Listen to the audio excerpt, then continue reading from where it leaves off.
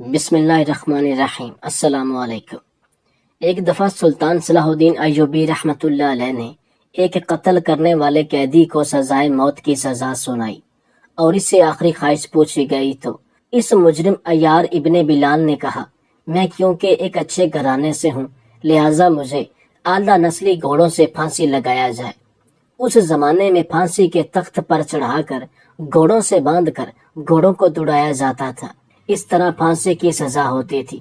خیر، سلطان نے کہا، تمہاری اس آخری خواہش کو ضرور پورا کیا جائے گا۔ مقررہ وقت پر گھوڑوں کو لایا گیا۔ جب اس قاتل نے گھوڑوں کو دیکھا تو بول اٹھا، سلطان معظم، آپ نے میری آخری خواہش پوری نہیں کی۔ سلطان نے کہا، کیا مطلب؟ مجرم نے کہا، میں نے آخری خواہش کی تھی کہ مجھے اعلیٰ نسلی گھوڑوں سے پھانسی پر لٹکایا جائے۔ تو سلطان نے کہا، یہ دیکھو دونوں گھوڑے تمہارے سامنے کھڑے ہیں۔ تو عیار ابن بلال نے کہا، سلطان معظم، ان میں سے ایک گھوڑا اعلیٰ نسلی ہے جبکہ دوسرا گھوڑا نہ ہی اعلیٰ ہے اور نہ ہی نسلی ہے۔ سلطان نے غصے میں آ کر ان دونوں گھوڑوں کے مالک کو بلوایا تو اس نے ڈرتے ہوئے کہا، سلطان معظم، ایک گھوڑا تو اعلیٰ نسلی ہے جبکہ دوسرا گھوڑا۔ پھر اس نے ایسی بات کہی کہ سلطان معظم اور اتنی بڑی لوگوں کی بھیڑ میں سناٹا چھا گیا اور سلطان نے اس مجرم کی سزائے موت معاف کر دی، کیونکہ یہ گھوڑا۔ ایک دفعہ مصر کے اندر سلطان صلاح الدین ایوبی رحمۃ اللہ علیہ کی رعایا میں ایک عیار ابن بلال نامی شخص نے مال و دولت یعنی جائیداد حاصل کرنے کی خاطر اپنے چچا کا قتل کر ڈالا تھا۔ اس وقت ایسے مقدمات بہت کم آیا کرتے تھے کیونکہ لوگ مخلص تھے اور رشتوں کی قدر کرتے تھے۔ جب یہ واقعہ ہوا تو پوری رعایا میں خوف و ہراس کی فضا قائم ہو گئی۔ اس وجہ سے سلطان صلاح الدین ایوبی رحمۃ اللہ علیہ نے اس کو سزا کے طور پر پھانسی کی سزا سنائی تھی۔ وہ اس سزا کے سنتے ہی بہت جھٹ پٹایا تھا۔ اس نے اس بات سے انکار کیا تھا کہ اس کو پھانسی نہیں دی جائے، لیکن اس کی بات کو رد کر دیا گیا کیونکہ وہ ایک قاتل تھا اور قاتل کی سزا ہمیشہ صحیح پھانسی ہوتی ہے اور سلطان ہمیشہ شریعت کے مطابق فیصلہ کرتے تھے۔ جب کبھی آپ کو فیصلہ کرنے میں دقت پیش آتی تو آپ علماء کرام سے مشاورت کے بعد کسی بھی مجرم کو سزا و جزا دیتے تھے۔ جب سلطان نے اس نوجوان کو پھانسی کی سزا سنائی تو وہ آدمی اچانک اپنی سزا سننے کے بعد مسکرا رہا تھا، جبکہ پھانسی ملنے کے بعد تو لوگ یکدم ہی خاموش ہو جاتے تھے یا پھر ان کی حالت بہت خراب ہو جاتی تھی۔ لیکن ایسی کوئی بھی خاصیت اس شخص میں بالکل نہیں پائی جا رہی تھی۔ اس انسان کو کال کوٹڑی میں بھیج دیا گیا تھا۔ 2 دن بعد اس کی پھانسی تھی اور اس کی پھانسی کا سب لوگوں کو انتظار تھا کیونکہ یہ خبر پوری رعایا میں آگ کی طرح پھیلی تھی کہ ایک بھتیجے نے جائیداد کے پیچھے اپنے چچا کا قتل کر ڈالا ہے۔ سلطان صلاح الدین ایوبی رحمۃ اللہ علیہ بھی اس پھانسی کو لے کر تھوڑا پریشان تھے کیونکہ اس انسان کا چہرہ ان کی آنکھوں کے سامنے بار بار آ رہا تھا کہ وہ اپنی سزا سننے کے بعد کس طریقے سے مسکرا رہا تھا۔ اچھے سے اچھا انسان بھی موت کی خبر سن کر خوف زدہ ہو جاتا ہے، لیکن یہ شخص بالکل بھی اپنی موت کی خبر سننے کے بعد گھبرایا ہوا نظر نہیں آ رہا تھا۔ 2 دن بعد پھانسی مقرر کی گئی تھی اور پوری رعایا کے سامنے اس کو پھانسی دی جانی تھی۔ سلطان صلاح الدین ایوبی اس میدان میں موجود تھے اور اپنی نشست پر براجمان ہو کر اس منظر کو گہری نگاہوں سے دیکھ رہے تھے۔ جلاد اس آدمی کے قریب کھڑا ہوا اور بلند آواز میں کہا، عیار ابن بلال، بتاؤ تمہاری آخری خواہش کیا ہے؟ جبکہ وہ آدمی اس جلاد کی بات سن کر ایک بار پھر مسکرایا تھا، جبکہ اس کی مسکراہٹ کو لوگوں نے بڑی حیرانی سے دیکھا تھا۔ سلطان صلاح الدین ایوبی رحمۃ اللہ علیہ بھی حیران ہو رہے تھے بار بار اس کے مسکرانے سے، لیکن ایک لفظ نہیں بول رہے تھے۔ جلاد بھی اس آدمی کو دیکھ کر حیران ہو رہا تھا، لیکن جلدی اپنی حیرانی کو چھپا لیا تھا اور جلاد چلاتے ہوئے کہنے لگا، جلد سے جلد اپنی آخری خواہش بتاؤ تاکہ ہم اس کو پورا کریں اور تمہیں پھانسی پر چڑھائیں۔ اس آدمی نے جلاد کی بات سن کر جو خواہش ظاہر کی تھی وہ وہاں موجود تمام مجمع کو اور سلطان صلاح الدین ایوبی رحمۃ اللہ علیہ کو بھی حیران کر گئی تھی۔ جلاد اس آدمی کی خواہش سن کر حیران ہوتے ہوئے کہنے لگا، تم جانتے ہو کہ تم کیا کہہ رہے ہو؟ تمہیں اس بات کا علم ہے؟ وہ آدمی سر اس بات میں ہلاتے ہوئے کہنے لگا، ہاں میں جانتا ہوں کہ میں کیا کہہ رہا ہوں۔ میری میت کو قبر کی بجائے یا تو جانوروں کے آگے ٹکڑے ٹکڑے کر کے ڈال دیا جائے اور یا پھر کسی گہرے سمندر میں پھینک دیا جائے۔ جب جلاد نے اسے کہا کہ تمہاری یہ دونوں خواہشیں ناجائز ہیں، کوئی اور خواہش بتاؤ، تو اس نے کہا کہ پھر میری قبر میرے مکان کے اوپر بنا دی جائے، یعنی اس جائیداد کے اوپر جس کے لیے میں نے اپنے چچا کو قتل کیا۔ اچانک سلطان گہری سوچ میں گم ہو گئے کہ اگر اسلام اجازت دیتا تو میں اس کی قبر اس کی تمام مال و دولت کے اوپر بناتا، تاکہ لوگ عبرت حاصل کر سکیں کہ جس چیز کے لیے اس نے ایک قتل کیا وہ چیز اس کے نصیب میں نہیں تھی، اور یہ اپنی جان سے بھی گیا۔ پھر جلاد نے سلطان کی جانب دیکھا اور پھر سزائے موت کے قیدی عیار ابن بلال کو کہا تمہاری یہ خواہش بھی جائز نہیں، تو اس نے کہا کہ میں اپنی قبر کشائی کروانا چاہتا ہوں۔ سلطان صلاح الدین ایوبی رحمۃ اللہ علیہ اپنی جگہ پر بیٹھے ہوئے کہنے لگے، اے آدمی، تمہارا دماغ ٹھیک ہے؟ تم کیا بول رہے ہو؟ تمہیں اس بات کا علم ہے تم اپنی قبر کشائی کروانے کی بات کر رہے ہو؟ وہ آدمی ایک بار پھر سر اس بات میں ہلاتے ہوئے پورے مجمع کی جانب دیکھتے ہوئے کہنے لگا، جی سلطان معظم، میں اپنی قبر کشائی کروانا چاہتا ہوں، لیکن میری قبر کشائی تقریباً 1 ماہ بعد کی جائے۔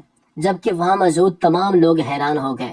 اس آدمی نے سلطان صلاح الدین ایوبی رحمۃ اللہ علیہ سے وعدہ لیا کہ میری ساری جائیداد بے شک غریبوں، یتیموں، مسکینوں اور سلطنت کے لوگوں میں تقسیم کر دی جائے، لیکن آپ ہر حال میں میری قبر کشائی کریں گے۔ سلطان صلاح الدین ایوبی رحمۃ اللہ علیہ نے سن کر جلاد کو حکم دیا کہ اس شخص کو پھانسی دے دی جائے اور اس کی میت کو اس کے خاندان کے پاس بھیج دیا جائے۔ جبکہ وہ خود حیران و پریشان اپنی جگہ سے اٹھ کر محل کی طرف روانہ ہو گئے تھے۔ انہیں سمجھ نہیں آ رہا کہ یہ کیسی خواہش ہے، ایسی عجیب خواہش کرنے والا انسان ان کے سامنے کبھی نہیں آیا تھا۔ لوگ بہت عجیب خواہشات ظاہر کرتے تھے، لیکن اس انسان کی آخری خواہش نے تو ان کو حیران ہی کر دیا تھا۔ وہ مسلسل اس آدمی کے بارے میں سوچے جا رہے تھے۔ عیار ابن بلال کا قد تقریباً 4.5 فٹ کے قریب تھا۔ اس کا قد کاٹ، اس کی جسامت بہت اچھی تھی۔ وہ اپنے وقت کا ایک بہت اچھا مستری تھا۔ یہ اس کا خاندانی پیشہ تھا۔ وہ لوگوں کے گھر بناتا، لیکن جائیداد کے پیچھے لالچ میں آ کر اس نے اپنے چچا کا قتل کر دیا تھا، اور یہ بات سلطان صلاح الدین ایوبی رحمۃ اللہ علیہ بالکل بھی برداشت نہیں کر سکتے تھے۔ اس وجہ سے انہوں نے کوئی اور بات کیے بغیر اس انسان کو پھانسی دے دی تھی، اور اس کے بعد اپنے سپاہیوں کو اس قبر کے پاس ہی حفاظت کے لیے مامور کر دیا تھا کہ کوئی بھی شخص دن یا رات کے اندھیرے میں اس قبر کے ساتھ کوئی خرابی نہ کر سکے، کیونکہ 1 مہینے بعد اس کی قبر کشائی ہونی تھی۔ پوری رعایا میں یہ بات آگ کی مانند پھیلی تھی کہ سلطان صلاح الدین ایوبی رحمۃ اللہ علیہ کی سلطنت کا ایک مجرم جس کو سزائے موت کی سزا سنائی گئی تھی، اس نے آخری خواہش 1 مہینے بعد اپنی قبر کشائی کی رکھی ہے۔ سب لوگ اس چیز کو لے کر بہت تجسس کا شکار تھے۔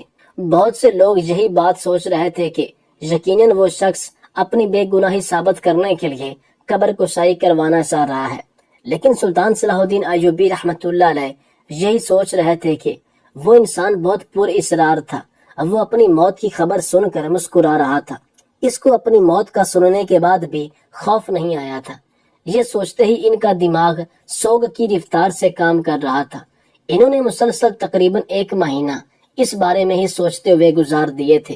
وقت اپنی رفتار کے مطابق گزرتا جا رہا تھا، لیکن پوری رعایا اور سلطان صلاح الدین ایوبی رحمۃ اللہ علیہ کی ساری سوچ اس آدمی سے ہی جڑ رہی تھی۔ 1 مہینے کا وقت جس انتظار میں گزارا تھا، وہاں کی رعایا اور سلطان سلطنت خود جانتے تھے۔ 1 مہینے بعد آج وہ وقت آ گیا تھا جب اس کو پھانسی کے پھندے پر چڑھایا گیا تھا۔ سب لوگ ہی اس قبر کے پاس پہلے سے پہنچ چکے تھے۔ سلطان صلاح الدین ایوبی رحمۃ اللہ علیہ جب اس قبرستان میں پہنچے اور وہاں انہوں نے جب رش دیکھا تو وہ حیران رہ گئے، کیونکہ بہت سارے لوگ اس قبر کشائی کو دیکھنے کے لیے آئے تھے، اور اتنے سارے مجمع کو دیکھ کر حیران بھی تھے اور بہت زیادہ پریشان بھی ہو رہے تھے۔ کہیں کوئی مسئلہ پیش آ گیا تو سب لوگ ہی مصیبت میں آ جائیں گے۔ تھوڑی دیر بعد سپاہیوں کی ہمراہ قبر کشائی کی جا چکی تھی، لیکن جیسے کہ کچھ عرصہ بعد قبر سے بدبو آنا شروع ہو جاتی ہے، لیکن یہاں پر ایسا کچھ بھی نہیں ہوا تھا۔ قبر میں سے نہ خوشبو آ رہی تھی اور نہ ہی بدبو۔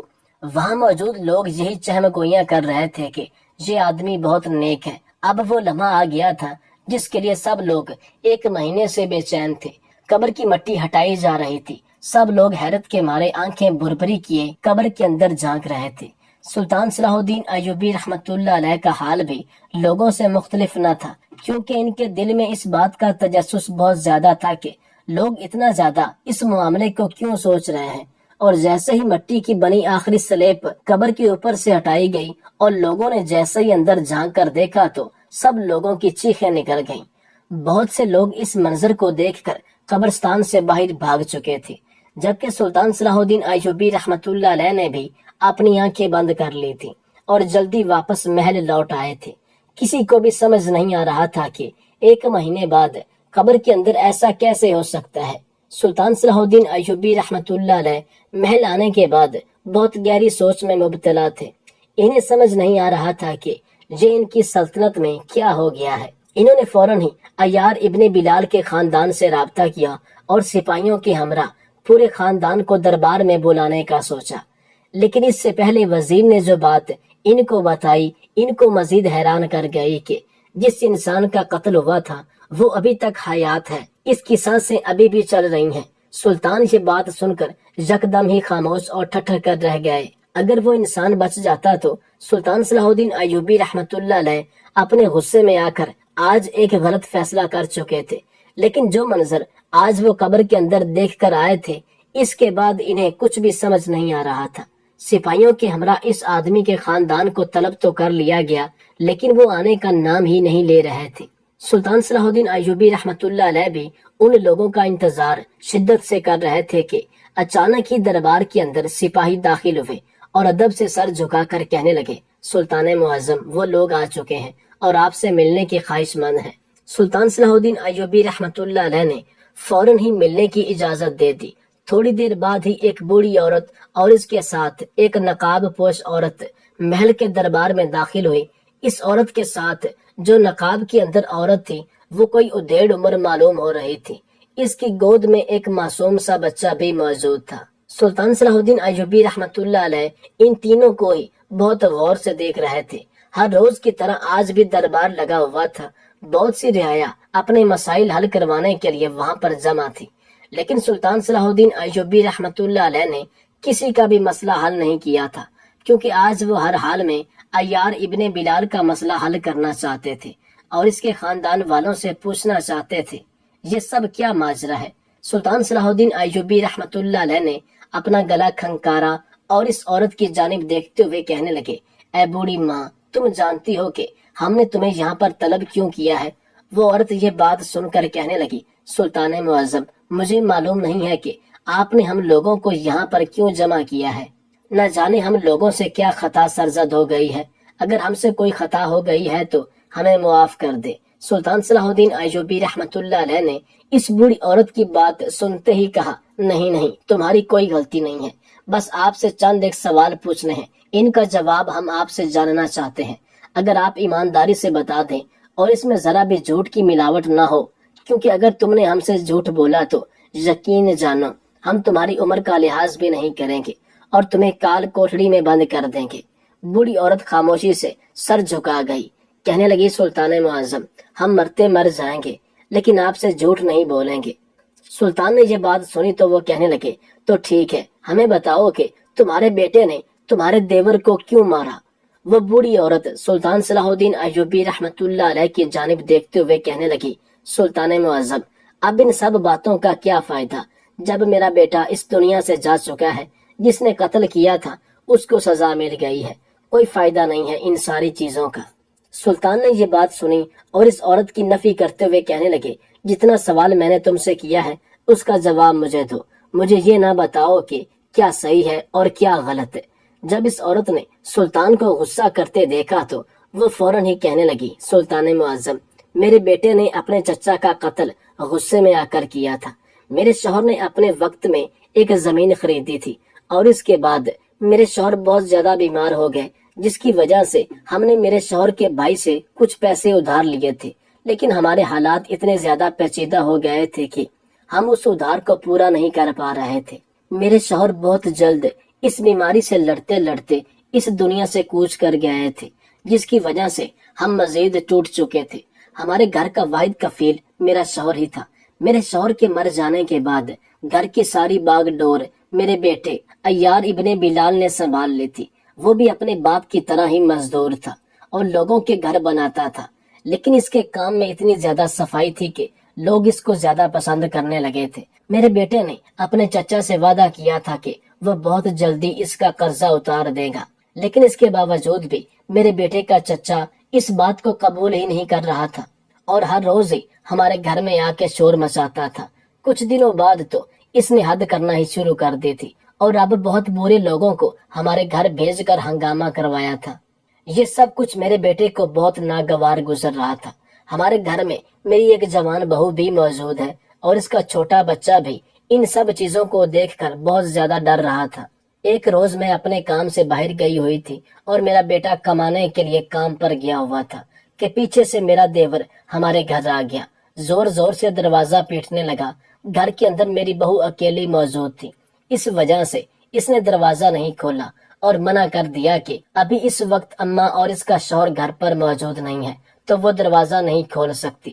لیکن اس کے باوجود بھی میرا دیور مسلسل دروازہ پیٹے جا رہا تھا، جس کی وجہ سے میری بہو پریشان ہو گئی اور کمرے میں چلے گئی۔ لیکن وہ اتنا زیادہ جذباتی ہو گیا تھا کہ اس نے دروازے کو پیٹتے پیٹتے ہمارے گھر کا دروازہ ہی توڑ دیا اور گھر میں داخل ہو گیا۔ جب میری بہو نے میرے دیور کو یہ کرتے دیکھا تو گھبرا کر کمرے کو اندر سے بند کر لیا۔ میرا دیور بہت شاطر انسان تھا، وہ سب چیزوں کے بارے میں بہت اچھے سے جانتا تھا۔ اس نے موقع غنیمت جان کر میری بہو پر غلط نگاہ ڈالی اور اس کی عزت پر ہاتھ ڈالنے لگا۔ لیکن خدا کا کرنا ایسا ہوا کہ بر وقت میں وہاں پہنچ گئی اور میں نے ساری چیزوں پر قابو پا لیا اور اپنے دیور کو دھکے دے کر گھر سے باہر بھیج دیا۔ میں نے اپنی بہو کو یہ بات سمجھائی تھی کہ بیٹا، مردوں کو ایسی بات نہیں بتاتے، لیکن اس بدھو نے ساری باتیں رات کو میرے بیٹے کے آتے ہی اس کے گوش گزار کر دی اور اس نے یہ بات بھی اس کو بتا دی کہ اس کا چچا اس پر گندی نظر رکھ رہا ہے۔ یہ سننا تھا کہ عیار ابن بلال آپے سے باہر ہو گیا اور اپنے چچا کے پاس بھاگا ہوا پہنچ گیا اور وہاں جانے کے بعد اس نے اپنے چچا کا قتل کر دیا۔ لیکن قتل کرنے کے بعد بھی وہ بہت زیادہ مطمئن تھا اور ایک ہی بات کہہ رہا تھا کہ زیادہ پریشان ہونے کی ضرورت نہیں ہے، وہ جلدی سب کچھ ٹھیک کر دے گا۔ لیکن یہ بات سن کر میرے طوطے اڑ گئے تھے۔ مجھے سمجھ نہیں آ رہا تھا کہ اب سب کچھ کیسے ٹھیک ہوگا۔ میرا بیٹا قتل کر چکا تھا۔ میں جانتی تھی کہ یہ بات جیسے ہی آپ کو معلوم ہوگی آپ فوراً ہی میرے بیٹے کو پھانسی کی سزا سنائیں گے، اور ایسا ہی ہوا۔ لیکن سلطان معظم، میرے بیٹے نے کوئی غلط کام نہیں کیا تھا، اس نے کسی غلط انسان کو نہیں مارا تھا۔ مجھے آپ سے یہ شکوہ ہے کہ آپ نے میرے بیٹے کی ایک بھی نہیں سنی، بلکہ تصویر کا ایک رخ دیکھتے ہوئے اس کو قصوروار ٹھہرا کر موت کی نیند سلا دیا۔ سلطان صلاح الدین ایوبی رحمۃ اللہ علیہ سارا واقعہ سننے کے بعد صرف اتنا ہی بولے تھے، تمہارے بیٹے کے پاس کچھ ایسا موجود تھا جس کو وہ بہت سنبھال کر رکھتا ہو۔ اس سوال پر دربار میں موجود تمام درباری حیران ہو گئے کہ سلطان صلاح الدین ایوبی رحمۃ اللہ علیہ نے کچھ جذباتی الفاظ بولے تھے، لیکن انہوں نے ایسا کچھ نہیں بولا تھا، بلکہ ان کا سوال ہی بہت عجیب تھا۔ وہ عورت ایک لمحہ سلطان صلاح الدین ایوبی رحمۃ اللہ علیہ کے چہرے کو غور سے دیکھتی رہی اور چند پل کے بعد جو بات اس نے بتائی وہ ان کو بھی حیران کر گئی۔ وہ کہنے لگی، سلطان معظم، میرا بیٹا اکثر اوقات ہی نقشہ نگاری کرتا رہتا تھا۔ اس کے ہاتھ میں ایک قلم ہوتا تھا اور ایک پرچے پر نہ جانے عجیب عجیب سی لکیریں بناتا رہتا تھا، اور اکثر اوقات ہی یہ بات مجھے بتاتا تھا کہ دیکھنا اماں، ایک دن میں بہت کامیاب ہو جاؤں گا اور بہت آگے جاؤں گا، یہ نقشہ میری پوری دنیا ہی بدل کر رکھ دے گا۔ میں نہیں جانتی تھی سلطان معظم کہ میرا بیٹا میری دنیا بدلنے سے پہلے ہی مجھے چھوڑ کر چلا جائے گا۔ سلطان صلاح الدین ایوبی رحمۃ اللہ علیہ اس عورت کی باتوں کو بہت غور سے سن رہے تھے۔ انہوں نے فوراً اس عورت کو حکم دیا کہ تمہاری بات کو اہمیت دی جائے گی، لیکن اس سے پہلے تم ہمیں فوراً ہی وہ نقشہ دے دو تاکہ جو بات ہم سوچ رہے ہیں وہ مسئلہ حل ہو جائے۔ اس عورت نے سلطان صلاح الدین ایوبی رحمۃ اللہ علیہ کا حکم فوراً ہی بجا لایا اور ایک سپاہی کے ہمراہ وہ نقشے بھیج دیے۔ سلطان صلاح الدین ایوبی رحمۃ اللہ علیہ نے جب وہ نقشے کھول کر دیکھے تو انہیں بہت چیزیں سمجھ آ گئی تھی۔ وہ اپنے سپاہیوں اور وزیر کے ہمراہ قبرستان آ گئے تھے اور مزدوروں کو حکم دیا تھا کہ مزید اس قبر کو کھولا جائے، اور جیسے ہی اس کی قبر کو کھودا گیا تو وہ حیران رہ گئے، کیونکہ اس قبر کے نیچے ایک سرنگ موجود تھی۔ یہ چیز دیکھ کر فوراً ہی وہاں موجود گورکن کو بلایا گیا۔ گورکن کے چہرے سے معلوم ہو رہا تھا کہ وہ ایک مجرم ہے۔ سلطان صلاح الدین ایوبی رحمۃ اللہ علیہ اس گورکن کی جانب دیکھتے ہوئے کہنے لگے، ہمیں ساری چیزوں کے بارے میں علم ہو چکا ہے۔ تم نے عیار ابن بلال کو یہاں سے بھاگنے میں مدد کی ہے نا؟ کیا تم اس بات سے نا واقف ہو؟ مجرم کی مدد کرنے والا بھی مجرم ہی کہلاتا ہے۔ وہ آدمی سر انکار میں ہلاتے ہوئے کہنے لگا، سلطان معظم، میں معافی چاہتا ہوں۔ مجھے یہ سب کرنے کے لیے عیار ابن بلال نے کہا تھا۔ ہم دونوں بچپن کے بہت اچھے دوست ہیں۔ اگر میں اس کا ساتھ نہ دیتا تو یہ دوستی میں غداری ہو جاتی، اور میں ایسا نہیں کرنا چاہتا تھا۔ سلطان صلاح الدین ایوبی رحمۃ اللہ علیہ نے اس گورکن کی جانب دیکھا اور پوچھنے لگے کہ بتاؤ اس وقت وہ کہاں ہے؟ کیونکہ جب ان لوگوں نے قبر کشائی کی تھی تو وہاں پر عیار ابن بلال کی لاش بھی موجود نہیں تھی، نہ ہی کسی قسم کا کفن موجود تھا۔ اس وجہ سے ہی سب لوگ حیران ہو گئے۔ گورکن یہ بات بتانے میں ہچکچا رہا تھا، لیکن سلطان صلاح الدین ایوبی رحمۃ اللہ علیہ کی گرجدار آواز پر وہ سارا کچا چٹھا کھول چکا تھا کہ عیار ابن بلال اس قبر سے نکلنے کے بعد پاس ہی گاؤں میں اپنی زندگی بسر کر رہا ہے۔ سلطان صلاح الدین ایوبی رحمۃ اللہ علیہ نے یہ سنا تو وہ فوراً ہی اپنے سپاہیوں کے ہمراہ اس گاؤں میں پہنچ گئے۔ وہاں کے لوگ سلطان کو بہت حیران نگاہوں سے دیکھ رہے تھے کہ سلطنت کے بادشاہ یہاں پر کیا کر رہے ہیں، لیکن سلطان نے کسی پر بھی توجہ نہیں دی تھی، اور وہ فوراً ہی عیار ابن بلال کے ٹھکانے پر آئے تھے جہاں کا راستہ گورکن نے بتایا تھا۔ سلطان اس گھر کے بہت قریب موجود تھا اور ایک انسان کو بہت غور سے دیکھ رہا تھا جس کی پشت نظر آ رہی تھی۔ وہ انسان ایک گھر بنا رہا تھا۔ سلطان صلاح الدین ایوبی رحمۃ اللہ علیہ نے اپنے سپاہی اس آدمی کے پاس بھیجے، اور ان لوگوں نے بات چیت کرنے کے بعد جیسے ہی اس کا رخ سلطان کی جانب موڑا تو ان کی آنکھیں پھٹی کی پھٹی رہ گئیں، کیونکہ سامنے کوئی اور نہیں بلکہ عیار ابن بلال موجود تھا، جس کو بڑے مجمع میں پھانسی دی جا چکی تھی۔ اس نے بھی سامنے سلطان کو دیکھا تو ایک بار پھر مسکرایا۔ اس کے چہرے پر وہی مسکراہٹ موجود تھی جس دن آخری خواہش کرتے ہوئے موجود تھی۔ سلطان صلاح الدین ایوبی رحمۃ اللہ علیہ نے اس کی جانب دیکھتے ہوئے حیرانگی کا اظہار کیا اور کہنے لگے، ہمیں یقین نہیں آ رہا کہ تم زندہ ہو۔ تمہارا سارا ماجرا ہم تمہاری ماں کی زبانیں سن چکے ہیں، لیکن یہ کیا معاملہ ہے؟ تم زندہ کیسے بچ گئے؟ اس بارے میں ہمیں بھی بتاؤ۔ عیار ابن بلال نے یہ بات سنی تو وہ مسکراتے ہوئے کہنے لگا، سلطان معظم، میرے گلے کی ہڈی بڑی ہے۔ جب مجھے پھانسی دی گئی تھی تو گلے کی ہڈی اس وقت بند نہیں ہوئی تھی، اور سب لوگوں کے سامنے ظاہر کرنے کے لیے میں نے اپنی سانس روک لی تھی، اور آپ سب کو یہی لگا کہ میں اس دنیا فانی سے کوچ کر چکا ہوں، لیکن در حقیقت میں زندہ تھا، اور اپنے دماغ کو استعمال کرتے ہوئے میں نے پہلے ہی قبر کے اندر ہی سرنگ بنا لی تھی، جس کی وجہ سے میں آرام سے اپنے دوست گورکن کی مدد سے باہر آ گیا تھا۔ میں مانتا ہوں کہ میں نے اپنے چچا کا قتل کیا ہے، لیکن وہ انسان ایک اچھا انسان نہیں تھا۔ اس نے میری بیوی پر گندی نگاہ رکھی۔